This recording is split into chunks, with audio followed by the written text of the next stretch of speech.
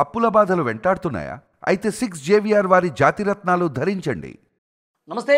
గండికోటలో inter విద్యార్థిని వైష్ణవి హత్య కేసుకు సంబంధించి మిస్టరీ కొద్దిగా వీడుతోంది. కొన్ని సంచలనమైనటువంటి వాస్తవాలు బయటకొచ్చే అవకాశం ఉన్నట్టుగా కనిపిస్తోంది. కర్నూలు రేంజ్ డీఐజీ కోయ ప్రవీణ్ మీడియాతో మాట్లాడారు. అసలు బాలిక హత్య కేసు విచారణ అంటే వాస్తవాలు వెలుగులోకి రావడానికి ఎందుకింత సమయం పడుతుందనేది కూడా ఆయన చాలా క్లియర్గా మీడియాకి వివరించే ప్రయత్నం చేశారు. అయితే ముందుగా అంటే ఇన్వెస్టిగేషన్లో భాగంగానే కుటుంబ సభ్యులను ఒక దఫా విచారించారు. ఆ తర్వాత గండికోటలో ఆ రోజు ఆ అమ్మాయి ఈ ఘటన జరిగినటువంటి సమయంలో ఎవరైతే టూరిస్టులు వచ్చారో వాళ్ళందరినీ విచారిస్తున్న క్రమంలో వాళ్ళు చాలామంది ఉన్నారు. ఒక్కొక్కరిని రూల్ అవుట్ చేసుకుంటూ వస్తున్నాం, అందుకనే లేట్ అవుతుంది అని చెప్పి చాలా స్పష్టంగా చెప్పిన పరిస్థితుంది. అయితే కుటుంబ సభ్యుల మీద ముందు నుంచి అనుమానం చాలామంది వ్యక్తం చేశారు. వాళ్ళ బ్రదర్స్కి సంబంధించి కావచ్చు, వాళ్ళ పేరెంట్స్కి సంబంధించి కావచ్చు, కుటుంబ సభ్యులే పరువు కోసం వైష్ణవిని చంపేశారు అన్న విషయం ఈ అనుమానం చాలా బలంగా ఉంది. కానీ కోయ ప్రవీణ్ గారు చెప్పిన మాట ఏంటి అంటే, ఈ అమ్మాయి పోయినటువంటి బాధ కుటుంబ సభ్యులకి ఉంటుంది కాబట్టి వాళ్ళని మళ్ళీ విచారణకు పిలిచి పాయింట్అవుట్ చేసి వాళ్ళని సీరియస్గా ఇన్వెస్టిగేట్ చేసే ఉద్దేశాన్ని కొద్దిసేపు పక్కన పెడదాం. ఎందుకంటే బయట వ్యక్తుల ప్రమేయం ఉందా లేదా, బయట వ్యక్తులు ఏమైనా ఈ అమ్మాయిని చంపేసి ఉన్నారా లేదా, దీన్ని ఫస్ట్ ఒక క్లారిటీని తీసుకొద్దాం.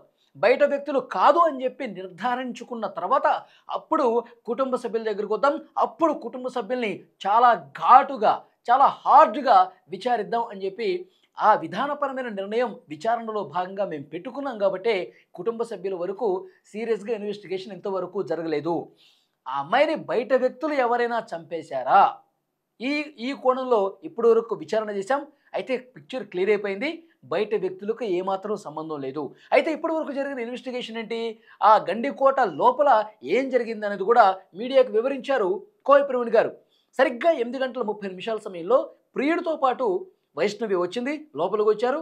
ఒక ప్రైవేటు లాడ్జ్లో 2 గంటల సేపు వాళ్ళిద్దరూ గడిపారు. ఆ తర్వాత కుటుంబ సభ్యులకి సమాచారం తెలిసిన తర్వాత వాళ్ళు బ్రదర్ ఇటువైపు వస్తున్నాడన్న ఇన్ఫర్మేషన్ తెలుసుకున్న తర్వాత, లోకేష్ నువ్వు ఇక్కడి నుంచి వెళ్ళిపో, ఇక్కడికి వద్దు, ఇక్కడ వచ్చే అవకాశం ఉంది, ఫ్యామిలీ మెంబర్సు మళ్ళీ గొడవ అవుతుంది, నువ్వు ఇక్కడి నుంచి వెళ్ళిపో అంటే తనని ఆ కోట గుమ్మం దగ్గర ఆ ద్వారం దగ్గర వదిలేసి లోకేష్ ఒక్కడే వెళ్ళిపోయాడు. అంటే లోకేష్కి ఈ హత్యతో ఎలాంటి సంబంధం లేదని చెప్పి గతంలోనే పోలీసులు చాలా స్పష్టంగా చెప్పేశారు. ఈ హత్యతో లోకేష్కి అసలు ఏం సంబంధం లేదు, లోకేష్ ప్రమేయం లేదని చెప్పి క్లారిటీ ఇచ్చేశారు.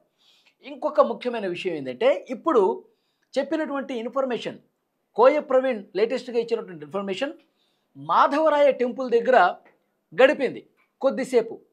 వైష్ణవి మాధవరాయ టెంపుల్ దగ్గర ఒంటరిగా కూర్చున్నప్పుడు ఒక టూరిస్ట్ ఫ్యామిలీ వైష్ణవిని కలిశారు.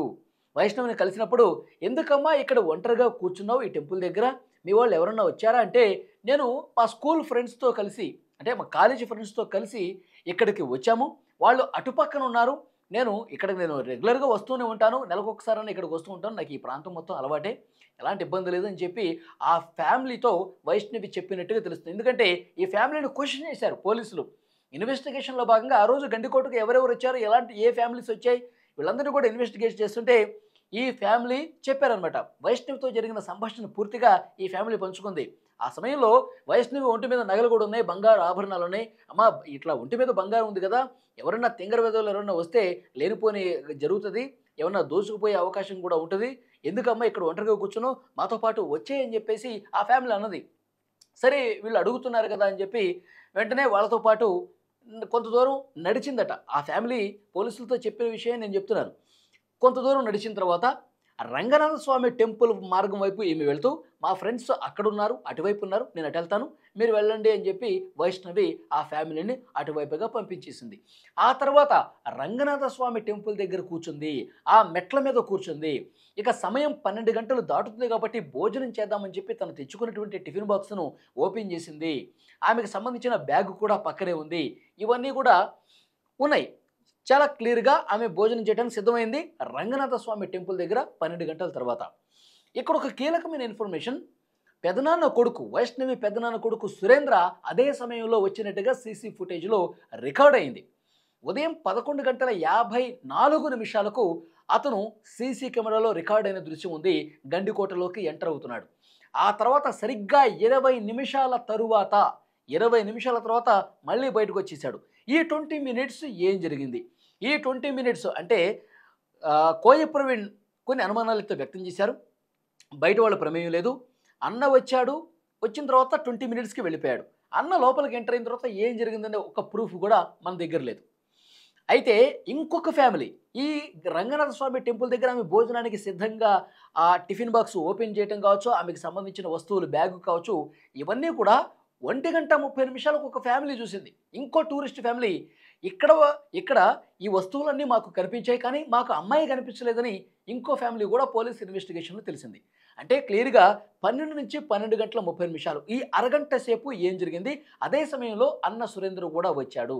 అంటే పోలీసులు ప్రధానంగా వ్యక్తం చేస్తున్న ఇంకొక అనుమానం ఏంటంటే, అన్న వచ్చిన తర్వాత అన్నని వైష్ణవి చూసింది.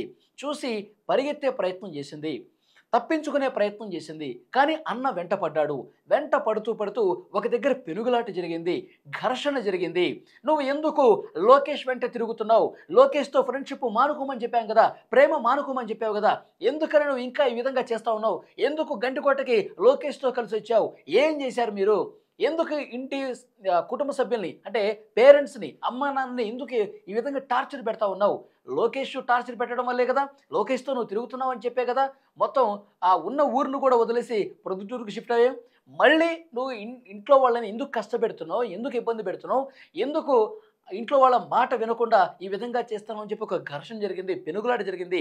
లోకేష్ నుంచి తప్పించుకునే ప్రయత్నం చేసింది. అయినప్పటికీ కూడా లోకేష్ కోపంతో ఆ జరిగినటువంటి ఘర్షణలో కడుపులో గుద్దాడు.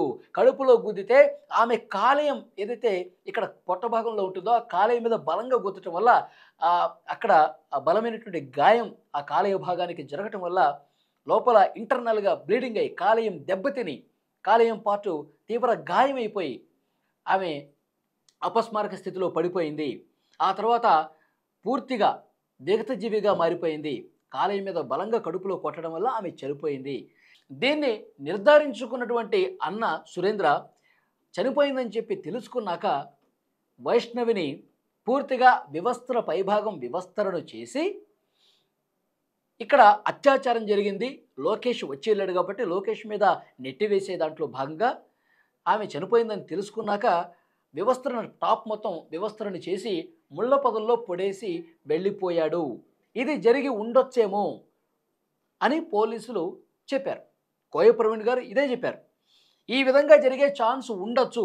అంత మాత్రం చేత సురేంద్ర మీద ఇప్పుడు అభాండాలు వేసేసి సురేంద్ర ఇది చేశాడు అని చెప్పి మేము చెప్పట్లా. ఇది ఒక ఛాన్స్ ఉండొచ్చు. లేదంటే సురేంద్రను చూసి పారిపోయే క్రమంలో ఎవరైనా ఆకతాయిలు ఆమెనేమన్నా చేసుంటారా? ఇది ఈ రెండు అనుమానాలు చాలా బలంగా వ్యక్తం చేశారు. ఇప్పటి వరకు చేసినటువంటి విచారణలో బయట వ్యక్తుల ప్రమేయం లేదు, బయట వ్యక్తులు ఆమె మీద దాడి చేసి చంపారన్నట్టుగా ఒక్కటంటే ఒక్క ఆధారం కూడా మాకు లభ్యం కాలేదు. ఇప్పుడు సురేంద్ర ఈ విధంగా చేశాడా? సురేంద్రే ఒకవేళ అన్న చేసి ఉంటే ఈ విధంగా చేసి ఉండొచ్చు అని ఒక బలమైన అనుమానం వ్యక్తం చేశారు. అయితే కుటుంబ సభ్యుల్ని నార్మల్గా ప్రాథమికంగా ఒక దఫా మేము విచారించాము, కానీ పూర్తిగా సీరియస్గా ఇంకా కుటుంబ సభ్యుల్ని విచారించలేదు. ఇక నెక్స్ట్ మా కార్యక్రమం అదే అని కోయ ప్రవీణ్ చెప్పిన పరిస్థితుంది. సురేంద్ర విచారించినప్పుడు కూడా నాకేం సంబంధం లేదు, నాకు అసలు వైష్ణవి నాకు అసలు అక్కడ కనిపించలేదు, నేను అక్కడికి వెళ్ళిన మాట వాస్తవమే, వెళ్ళాను, చూశాను, వెతికాను, మళ్ళీ నేను రిటర్న్ వచ్చేసాను, నాకు ఏమాత్రం సంబంధం లేదని చెప్పి ఇప్పటికీ బలంగా చెప్తా ఉన్నాడు. కానీ పోలీసులు మరొక దఫా కుటుంబ సభ్యుల్ని సీరియస్గా ఇంటరాగేట్ చేయాల్సిన అవసరం ఉంది. చాలా హార్డ్ క్వశ్చనింగ్ చేయాల్సిన అవసరం ఉంది. చాలా హార్డ్ ఇంటరాగేషన్ చేయాల్సినటువంటి అవసరం ఉందని చెప్పి కోయ ప్రవీణ్ స్పష్టంగా చెప్తున్నటువంటి పరిస్థితి ఉంది. సో డెఫినెట్గా వాళ్ళు ఈ అనుమానాలు వ్యక్తం చేస్తున్నారు బలమైనవి. ఒకటి, సురేంద్ర వాళ్ళ వైష్ణవికి పెనుగులాట జరిగి ఘర్షణ జరిగి గాయపరిస్తే ఆమె చనిపోయి ఉండొచ్చు. రెండోది, సురేంద్రని వచ్చాడని తెలుసుకుని తప్పించుకోవడానికి పారిపోయే క్రమంలో ఆమె ఒక నిర్మానుష ప్రదేశానికి వెళ్ళినప్పుడు అక్కడ ఎవరైనా ఆకతాయిలు చేసి ఉండొచ్చు. ఈ రెండు మాత్రమే జరిగే అవకాశం ఉందని చెప్పి చాలా స్పష్టంగా తెలుస్తుంది. ఈ కేసును త్వరలోనే క్లోజ్ చేస్తాం. 1-2 రోజుల్లోనే పూర్తిగా విచారణ చేసి కేసు క్లోజ్ చేస్తాం. ఎవరు చంపారన్నది కూడా 1-2 రోజుల్లో పూర్తిగా క్లారిటీ ఇచ్చేస్తామని కోయ ప్రవీణ్ చెప్పారు. సో చూద్దాం మీకేమనిపిస్తోంది? బయట వ్యక్తుల ప్రమేయం లేదు, ఒక్క ఆధారం కూడా దొరకలేదని చెప్తున్నారు. సురేంద్ర వచ్చాడన్న దానికి సంబంధించి ఇది జరుగుండొచ్చని బలమైన అనుమానం వ్యక్తం చేస్తున్న నేపథ్యంలో మీకేమనిపిస్తోంది?